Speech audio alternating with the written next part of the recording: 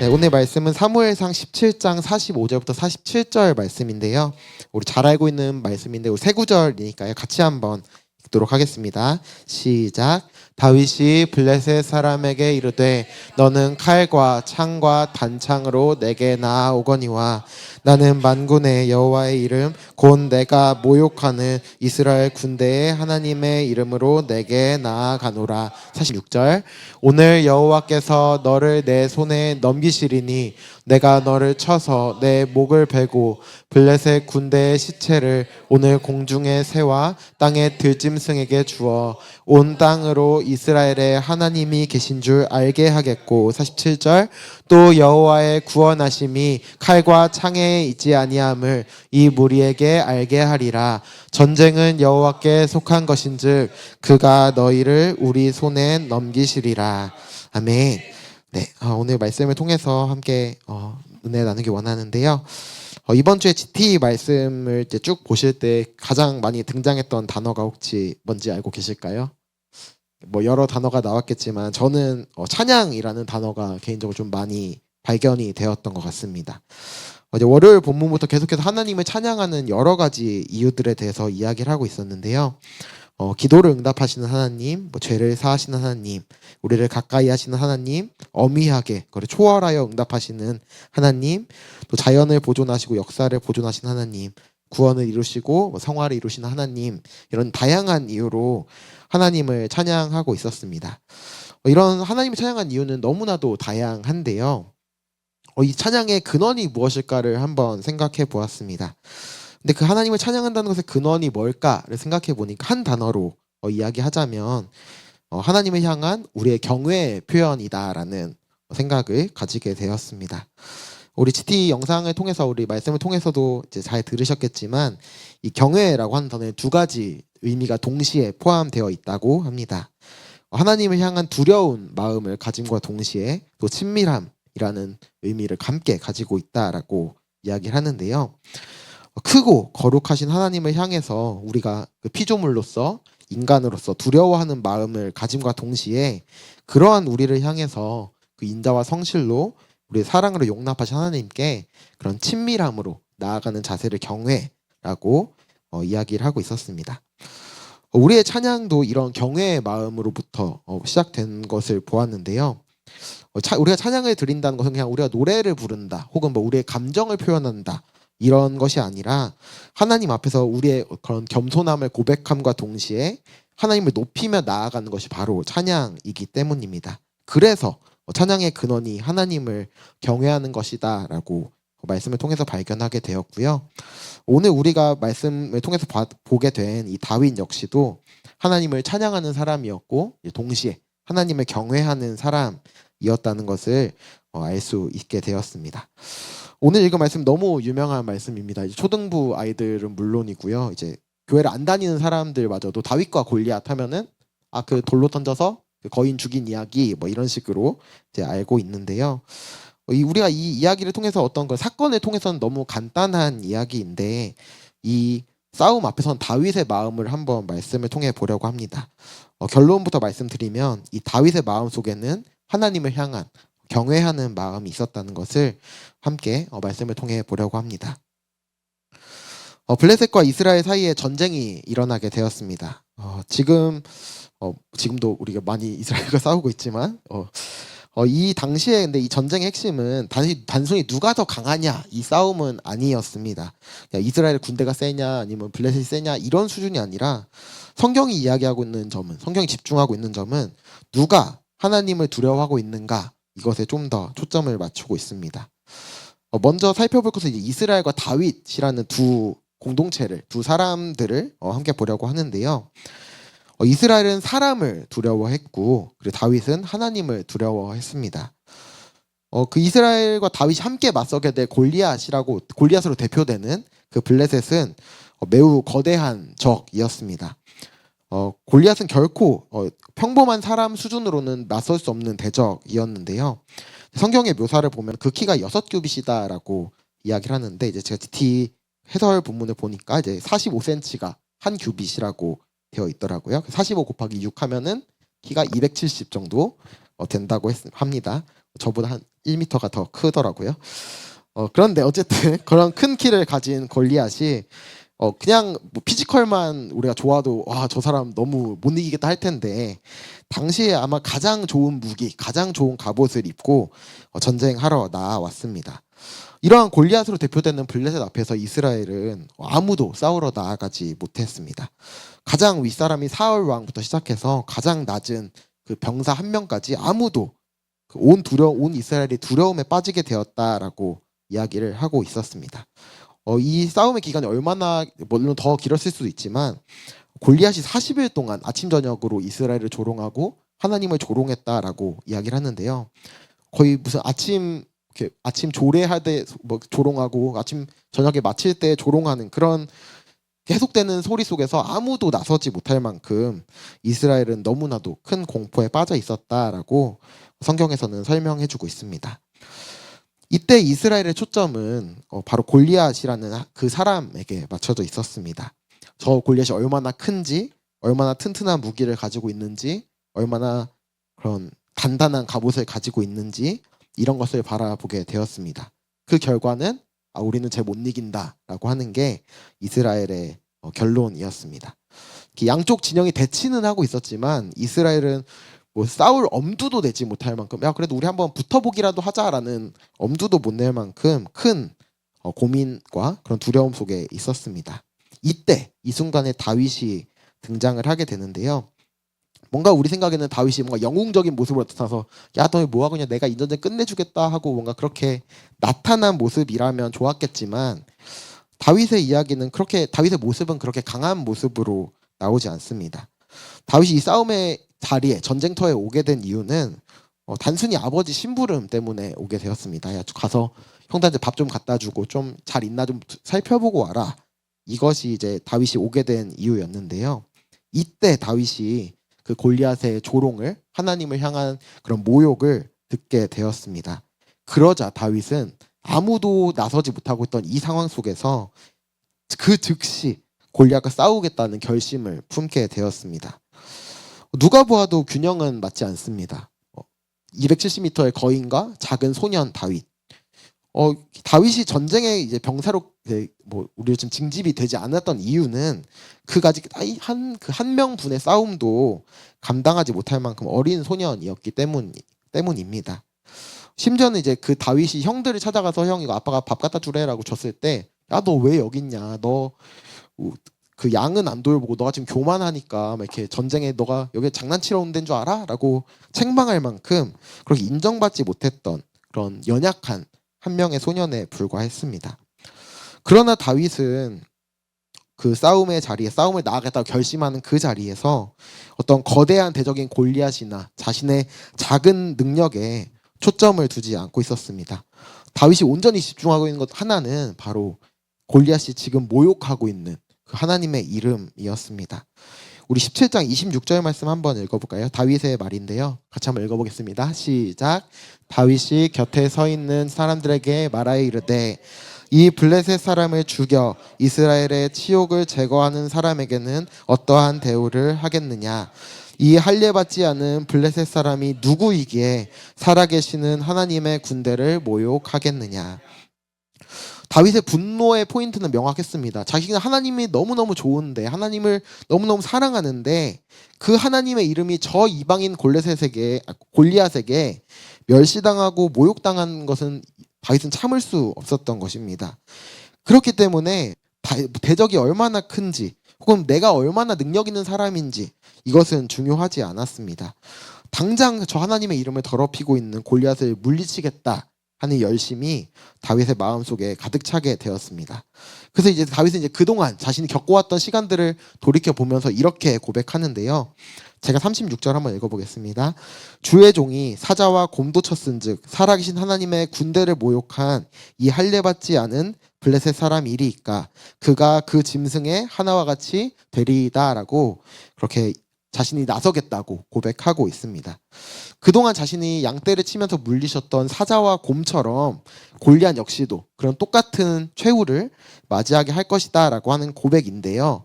이게 뭔가 여기까지 보면은 다윗이 뭔가 애가 뭘 잘 몰라서 그냥 당장 나서서 뭔가를 해보겠다고 그렇게 고백하는 것 같지만 이어진 37절은 다윗의 그 믿음의 근거를 보여주고 있습니다. 같이 한번 읽어볼까요? 시작. 또 다윗이 이르되 나를 사자의 발톱과 곰의 발톱에서 건져내셨은즉 나를 이 블레셋 사람의 손에서도 건져내시리이다.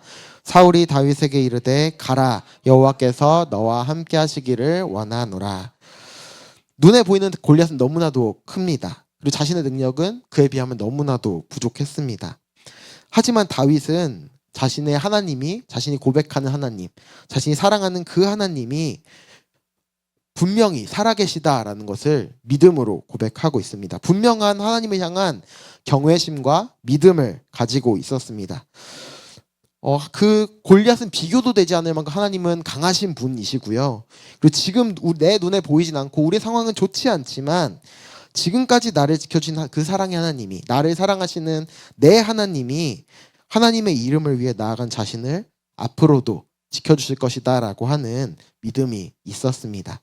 그렇기 때문에 사울 왕이 그럼 너 이거 갑옷이라도 입고 가라, 이거 무기라도 가져가라 라고 할 때에 이거는 별로 중요하지 않다라고 거절할 만큼 다윗에게는 그 어떤 것보다 하나님이 살아계시고 하나님이 함께 하신다라고 하는 그 고백이 다윗의 가장 강력한 무기였고 가장 든든한 갑옷이었습니다. 이제 다윗과 골리앗이 이제 좀 넘어가서 한 가운데서 만나게 되었습니다. 40일 동안 골리앗도 얼마나 몸이 근질근질했을까요? 빨리 해치우고 빨리 이기고 집에 가야 되는데 하는 그런 마음이 있지 않았을까요? 근데 이제 40일 만에 그래도 이스라엘에서 뭐 누구 하나 나온다니까 골리앗 나가서 한번 싸워봐라 라고 했을 때 이제 딱 뭔가 갑옷도 다 입고 이제 무기도 갖추고 나갔는데 그 상대가 어린 소년 다윗임을 발견했을 때 골리앗은 기가 찼을 것입니다. 그 가소로운 상대인 다윗을 향해서 그냥 놀리는 수준 넘어서 그 블레셋 신들의 이름으로 저주를 퍼붓는 모습을 볼 수 있는데요. 이때 다윗이 오늘 우리가 읽은 본문을 고백하고 있습니다. 다윗은 그런 수많은 어떤 좋은 장비들, 좋은 체격, 이런 어떤 사람으로 보기엔 완벽해 보이는 싸움 준비를 하고 온 그 골리앗과는 너무나도 초라한 모습이었습니다. 무기도 없었고 어떤 갑옷도 없었습니다. 어떤 체격도 없었습니다. 하지만 다윗의 무기는 오직 하나님의 이름이었는데요. 우리 17장 45절도 한번 읽어볼까요? 시작. 다윗이 블레셋 사람에게 이르되 칼과 창과 단창으로 내게 나아오거니와 나는 만군의 여호와의 이름 모욕하는 이스라엘 군대의 하나님의 이름으로 내게 나아가노라. 이 하나님의 이름의 중요성이 다윗에게만 중요했습니다. 골리앗이 보기에 하나님의 이름은 전혀 의지할 가치가 없어 보였습니다. 이미 자신의 능력만으로 싸움을 우세하게 가져가고 있는데, 이미 전쟁을 앞서가고 있는데 이 하나님의 이름이 골리앗에게는 어떤 능력이, 어떤 의미가 있었을까요? 오히려 골리앗이 보기에는 블레셋 신들의 이름이 더 위대했겠죠. 지금까지 나를 이렇게 인도해주는 우리 블레셋을 승리로 거의 이끌어주는 이 신이 더 중요하다라고 하는 그런 모습이었습니다. 마치 골리앗이 블레셋 신들의 이름으로 저주했던 것처럼 다윗은 그 싸움이 붙었을 때 당장 단번에 죽음을 맞이해도 이상하지 않는 것이 그런 현재 상황이었습니다. 그런데 다윗이 이렇게 하나님의 이름을 고백하는 이유는 하나님의 그 크신 능력을 알고 있었기 때문입니다. 지금까지 전세를 볼 때 너무나도 이스라엘은 불리합니다. 다윗의 어떤 모습도 너무나도 부족합니다. 하지만 하나님께서는 이 모든 것을 역전시킬 수 있다라고 하는 믿음이 있었기 때문입니다. 그렇기 때문에 오히려 골리앗이 자랑하고 있는 그 모든 무기들, 칼과 창과 단창, 그런 좋은 갑옷들, 이런 모든 것들이 다 무가치한 것으로 다윗은 이야기하고 있습니다. 그런 거대한 무기들, 그리고 하나님의 이름이라는 무기가 충돌할 때에 하나님의 이름이 반드시 승리할 것이고 그 무엇보다도 강력하다는 것이 다윗의 믿음 가운데는, 다윗의 고백 가운데 있었습니다. 그렇다면 이런 무기만 달랐을까요? 다윗은 이 싸울 때 어떤 자신의 능력에 달려있지 않다는 것을 너무나도 잘 알고 있었습니다. 자기가 지금 전쟁의 어떤 제일 앞자리에 서 있지만 자신 스스로에게는 전쟁의 그 승리의 조건이 없다는 것을 인식하고 있었습니다. 그럼에도 불구하고 다윗이 나아왔던 단 한 가지 이유는 하나님께서 이미 승리를 주셨음을 믿고 있었기 때문이었습니다. 우리 46절, 47절 한번 교독해 볼까요? 제가 먼저 읽겠습니다. 오늘 여호와께서 너를 내 손에 넘기시리니 내가 너를 쳐서 내 목을 베고 블레셋 군대의 시체를 오늘 공중의 새와 땅의 들짐승에게 주어 온 땅으로 이스라엘에 하나님이 계신 줄 알게 하겠고. 47절입니다. 시작. 칼과 창에 있지 아니함을 이 무리에게 알게 하리라. 전쟁은 여호와께 속한 것인즉 그가 너희를 우리 손에 넘기시리라. 이 전쟁은 어떤 사람의 힘에 달려있는 것이 아님을 다윗은 분명하게 알고 있었습니다. 어떤 골리앗과 다윗 중에 누가 이기느냐 이것보다도, 또 블레셋과 이스라엘 중에 누가 더 세냐 이것보다도 골리앗의 목숨은 이미 하나님께서 다윗에게 넘겨주신 것이었습니다. 블레셋 역시 이미 이스라엘에게 하나님께서 넘기신 것이었습니다. 왜냐하면 이 전쟁이 어떤 사람의 힘과 능력에 속한 것이 아니라 하나님께 속해 있음을 다윗은 알고 있었기 때문이었습니다. 이 전쟁의 주인은 왕도 아니고 어떤 장수도 아니었습니다. 오직 하나님뿐임을 다윗은 고백하고 있었습니다. 그렇기 때문에 어떤 힘을 갖췄는지, 어떤 조건을 갖추었는지 이것보다도 하나님을 의지하는 자신을 통해서 신실하게 일하실 것이다 라고 하는 믿음이 다윗에게 있었습니다.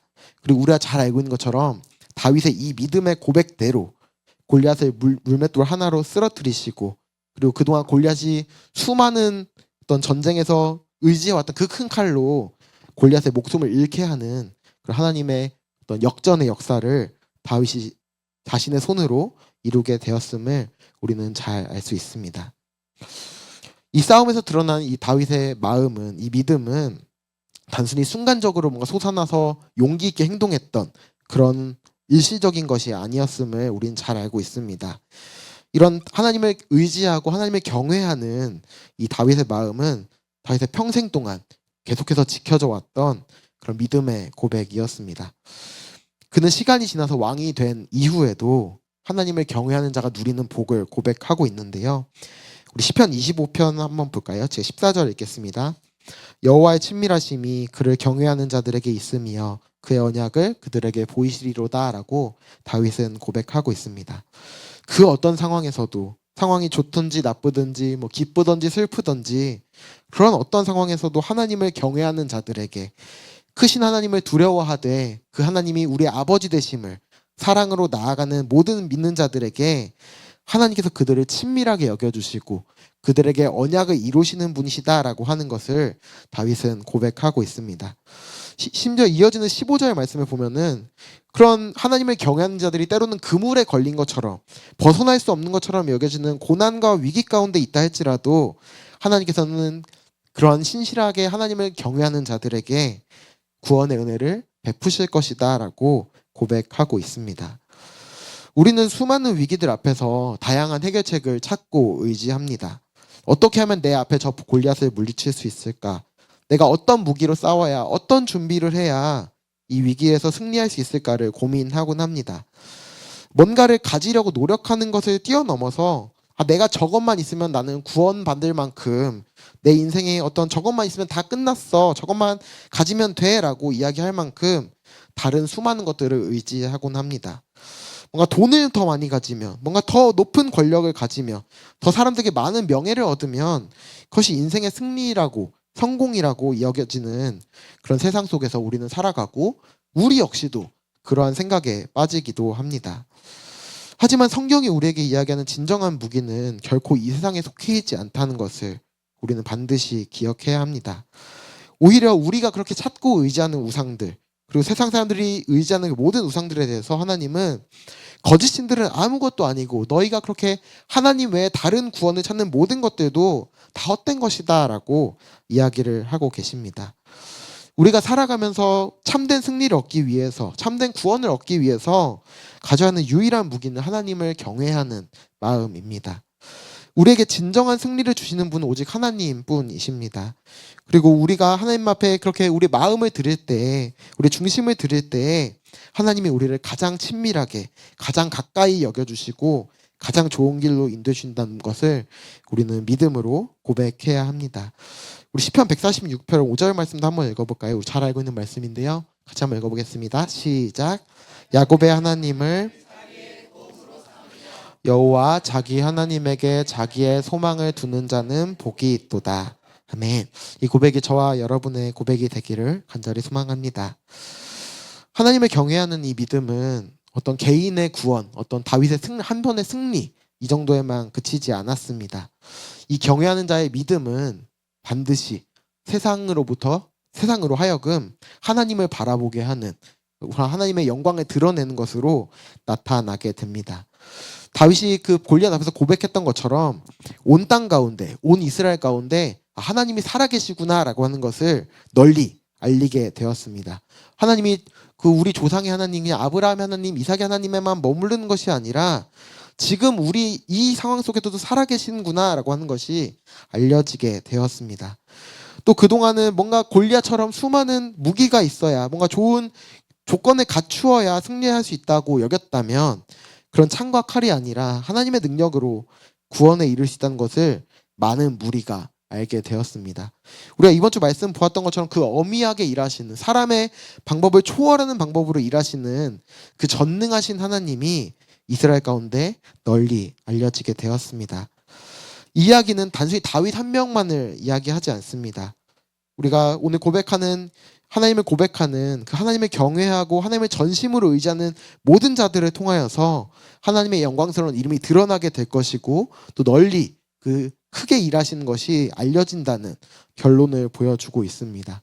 그렇기 때문에 우리가 믿음으로 싸울 때에 뭔가 그 목적이 뭔가 조금이라도 내 이름이 높아지고 내가 뭔가 더 영광을 누리는 것이 아니라 하나님의 이름만이 더 높여지고 하나님의 영광만이, 그 구원의 은혜가 흘러가도록 하는 것에 있음을 우리는 반드시 기억해야 합니다.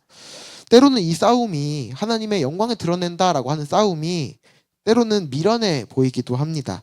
그러니까 우리의 약함이 더 드러나는 것처럼 보여지기도 합니다. 세상의 기준으로는 내가 이만큼 실력 있는 사람이고 내가 이만큼 잘난 사람이다라고 증명해내는 것이 성공의 방법인데, 우리가 이 믿음으로 싸운다라고 하는 것은 그 반대로 나는 할 수 없다라고 고백하는 것이 우리가 해야 되는 싸움이기 때문입니다.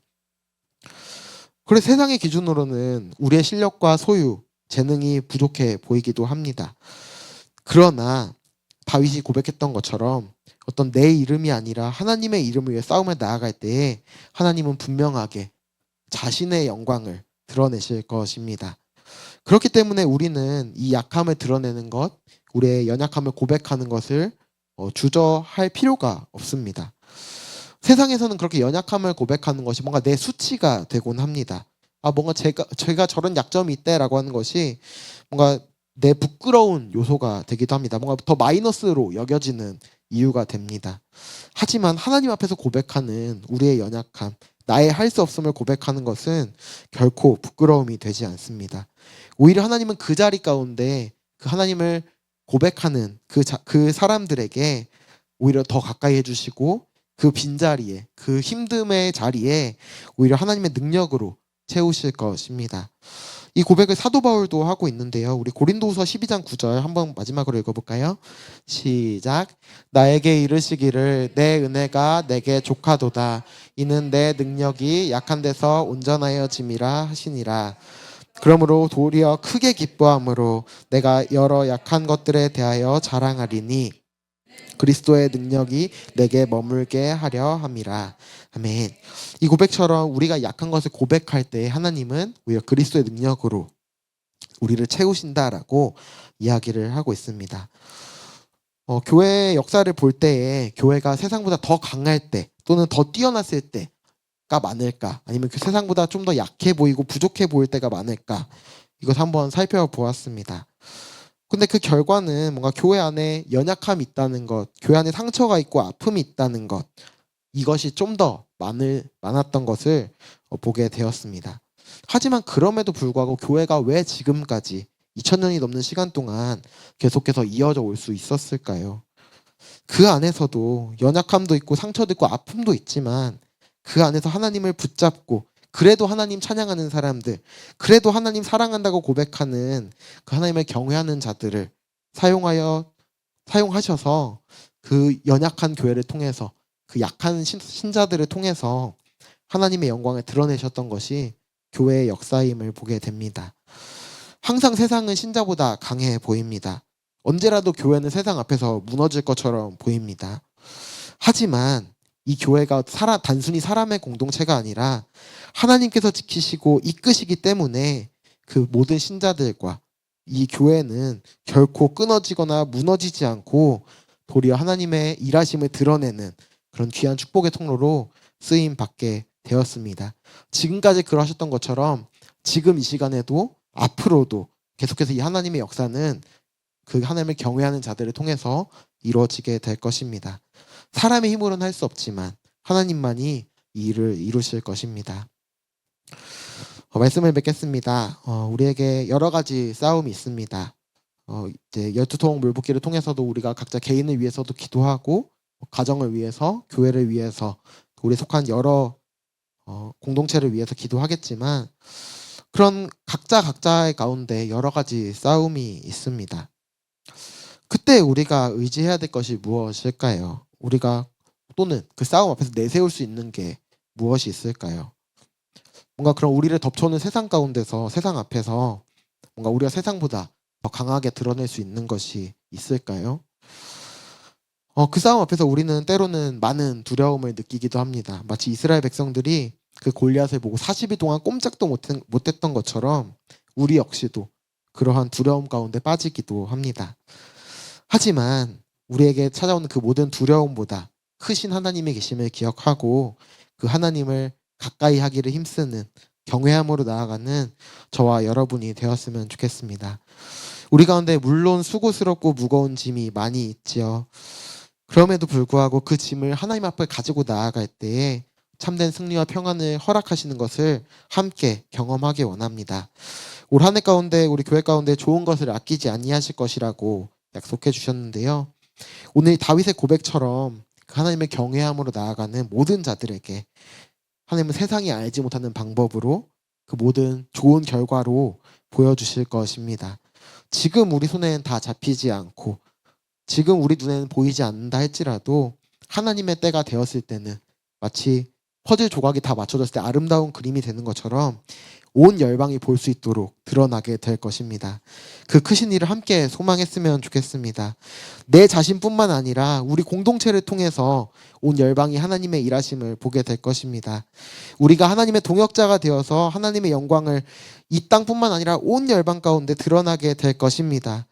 오늘도 함께 하나님 나라를 위해 기도할 때 또 나라와 열방을 위해서, 교회를 위해서, 우리 개인을 위해서 여러 가지로 기도할 때에 그 하나님의 크신 일하심을 함께 기대하며 나아갔으면 좋겠습니다. 우리 주일에 고백했던 것처럼 아이 사이즈에 머무르는 기도가 아니라 하나님이 이루실 일이 얼마나 클지 어떻게 이루어질지 다 알지 못하지만 나를 통해서 하나님이 이루실 것을 기대하고 소망하는 마음으로 함께 나아갔으면 좋겠습니다. 함께 자리에서 일어나셔서 찬양함으로 나아가기 원합니다.